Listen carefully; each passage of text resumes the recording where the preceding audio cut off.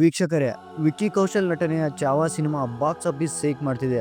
Cinema box office ಗಳಿಕೆಗಿಂತ impact ದೊಡ್ಡದಾಗಿದೆ. Cinema ನೋಡಿದ ಕೆಲವರು ಭಾವುಕರಾಗಿ ಕಣ್ಣೀರಾಗುತ್ತಿದ್ದಾರೆ.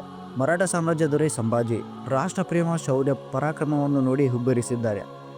ನಮ್ಮ ಹಿಂದೂಸ್ತಾನ ರಾಜರಿಗೆ ಇಷ್ಟೆಲ್ಲ ಹಿಂಸೆ ಕೊಟ್ರ, ತನ್ನ ದೇಶಕ್ಕಾಗಿ ತನ್ನವರಿಗಾಗಿ ಸಂಭಾಜಿ ಇಷ್ಟೆಲ್ಲ ನೋವು ಅನುಭವಿಸಿದ್ರ ಎಂದು ಆವೇದನೆ ವ್ಯಕ್ತಪಡಿಸುತ್ತಿದ್ದಾರೆ.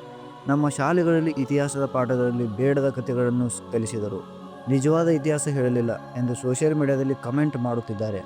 ವಿಕ್ಕಿ ಕೌಶಲ್ ಅಂತೂ ಸಂಭಾಜಿ ಪಾತ್ರದಲ್ಲಿ ಜೀವಿಸಿದ್ದಾರೆ. ದಿನದಿಂದ ದಿನಕ್ಕೆ ಚಾವಾ ಸಿನಿಮಾ ಪ್ರೇಕ್ಷಕರನ್ನು ಸೆಳೆಯುತ್ತಿದೆ. ಶೀಘ್ರದಲ್ಲೇ 300 ಕೋಟಿ ರೂಪಾಯಿ ಕಲೆಕ್ಷನ್ಗಳಿಗೆ ಮೀರುವ ಲೆಕ್ಕಾಚಾರ ಶುರುವಾಗಿದೆ. ಎಲ್ಲಕ್ಕಿಂತ ಹೆಚ್ಚಾಗಿ ಸಿನಿಮಾ ಪ್ರೇಕ್ಷಕರನ್ನು ಮಂತ್ರಮುಗ್ಧರನ್ನಾಗಿಸುತ್ತಿದೆ.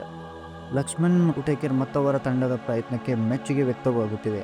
ಇದೆಲ್ಲದರ ನಡುವೆ ಸಿಂಹದ ಮರಿ ಆರ್ಭಟ ಹೀಗಿದ್ದರೆ ಇನ್ನು ಸಿಂಹದ ಕಥೆ ಹೀಗಿರುತ್ತೆ ಎಂದು ಕೆಲವರು ಊಹಿಸಿಕೊಳ್ಳುತ್ತಿದ್ದಾರೆ. ಚಾವಾ ಅಂದರೆ ಸಿಂಹದ ಮರಿ.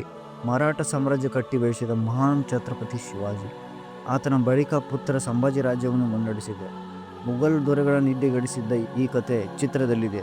ಈಗಾಗಲೇ ರಿಷಬ್ ಶೆಟ್ಟಿ ಹೀರೋ ಆಗಿ the pride of Bharat Chhatrapati Shivaji Maharaj cinema ಘೋಷಣೆ ಆಗಿದೆ. ಪ್ಯಾನ್ ಇಂಡಿಯಾ ಮಟ್ಟದಲ್ಲಿ ಸಂದೀಪ್ ಸಿಂಗ್ ಈ ಚಿತ್ರವನ್ನು ತೆರೆಗೆ ತರುತ್ತಿದ್ದಾರೆ. ಸಂಭಾಜಿ ಶೌರ್ಯ ಪರಾಕ್ರಮದ ಕಥೆ ಹೀಗಿದ್ದರೂ ಇನ್ನು ಅವರಪ್ಪ ಶಿವಾಜಿ ಕಥೆಯನ್ನು ಹೇಗೆ ತೆರೆಗೆ ತರುತ್ತಾರೆ, ಅದು ಹೇಗೆ ಪ್ರೇಕ್ಷಕರನ್ನು ತಲುಪುತ್ತದೆ ಎಂದು ಚರ್ಚಿಸಲಾಗುತ್ತಿದೆ. ಈ ಹಿಂದೆ ಶಿವಾಜಿ ಮಹಾರಾಜರ ಕುರಿತು ಸಾಕಷ್ಟು ಸಿನಿಮಾ, ಧಾರಾವಾಹಿಗಳು, ನಾಟಕಗಳು ಬಂದಿವೆ.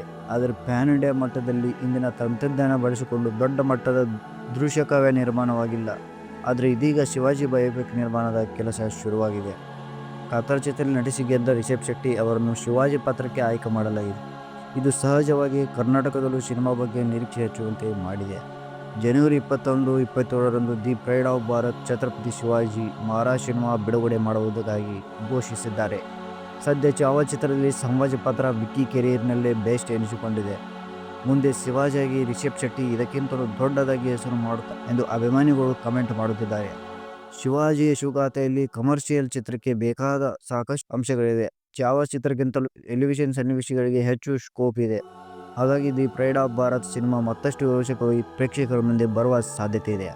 ಎಲ್ಲಕ್ಕಿಂತ ಹೆಚ್ಚಾಗಿ ಶಿವಾಜಿ ಜೀವನದ ಕಥೆ ತಿಳಿಯುವ ಆಸಕ್ತಿ ಸಾಕಷ್ಟು ಜನರಲ್ಲಿದೆ.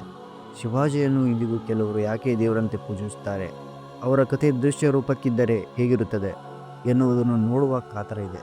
ದಿ ಪ್ರೈಡ್ ಆಫ್ ಭಾರತ್ ಚಿತ್ರಕ್ಕೆ ರವಿವರ್ಮನ್ ಛಾಯಾಗ್ರಹಣ, ಪ್ರೀತಮ್ ಸಂಗೀತ, ಪ್ರಸೂನ್ ಜೋಶಿ ಸಾಹಿತ್ಯ, ರಸೂಲ್ ಪುಕ್ಕೋಟಿ ಸೌಂಡ್ ಡಿಸೈನ್, ಅಸ್ಲೆ ರುಬೆಲ್ಲೋ ಕಾಸ್ಟ್ಯೂಮ್ ಡಿಸೈನ್ ಮಾಡಲಿದ್ದಾರೆ.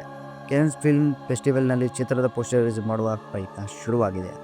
ವೀಕ್ಷಕರೇ, ಈ ಒಂದು ವಿಡಿಯೋ ಇಷ್ಟ ಆಗಿದ್ದರೆ ನಿಮ್ಮದೊಂದು ಲೈಕ್ ಇರಲಿ, ಸಬ್ಸ್ಕ್ರೈಬ್ ಇರಲಿ, ಸಪೋರ್ಟ್ ಇರಲಿ.